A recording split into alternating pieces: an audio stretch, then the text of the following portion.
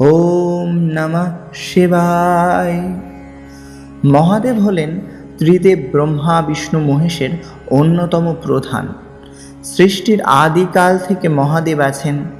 যখন এই বিশ্ব ব্রহ্মাণ্ড সৃষ্টি কিছুই ছিল না, তখন মহাদেব ছিলেন। যখন আর কিছুই থাকবে না, তখনও মহাদেব থাকবেন।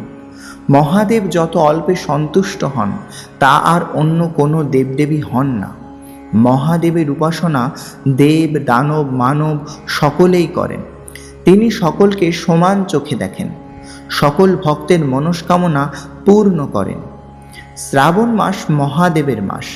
এই মাসে যে ব্যক্তি মহাদেবের শরণাপন্ন হন, তার জীবনে দুঃখ কষ্ট দুর্দশা সমস্তই মহাদেব নাশ করেন।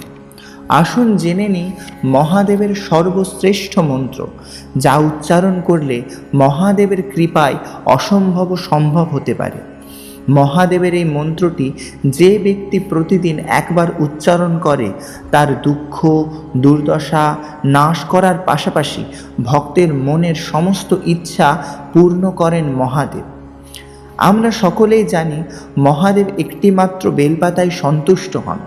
কেবলমাত্র গঙ্গাজল শিবলিঙ্গে অর্পণ করলে সমস্ত পাপ থেকে মুক্তি মেলে। কিন্তু সবসময় হাতের নাগালে এই সকল দ্রব্যগুলি থাকে না। সবসময় হয়তো শিব মন্দিরে যাওয়াও হয় না। তবুও এই মন্ত্র উচ্চারণ করলে সমান ফল লাভ হবে। শিব ততটাই সন্তুষ্ট হবেন যতটা সন্তুষ্ট হন বেলপাতা ও গঙ্গাজলে। এই মন্ত্র উচ্চারণের জন্য কোনো মন্দির বা মূর্তি বা শিবলিঙ্গের সামনে যাওয়ারও প্রয়োজন হয় না। আপনি যে কোনো পরিস্থিতিতে যে কোনো সময় একবার মাত্র উচ্চারণ করে দেখুন সর্বশ্রেষ্ঠ এই মন্ত্রটি হলো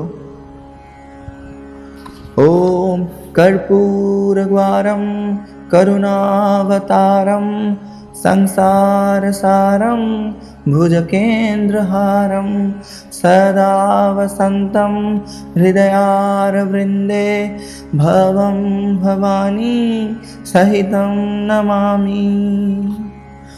ওম নমঃ শিবায়। সনাতন ধর্মের এরকম তথ্য মন্ত্র পদ্ধতি জানতে সাবস্ক্রাইব করুন আমাদের চ্যানেলটি। ভিডিওটি পছন্দ হলে লাইক করুন এবং শেয়ার করুন পরিচিতদের সাথে, এবং কমেন্ট বক্সে লিখে যান ওম নমঃ শিবায়।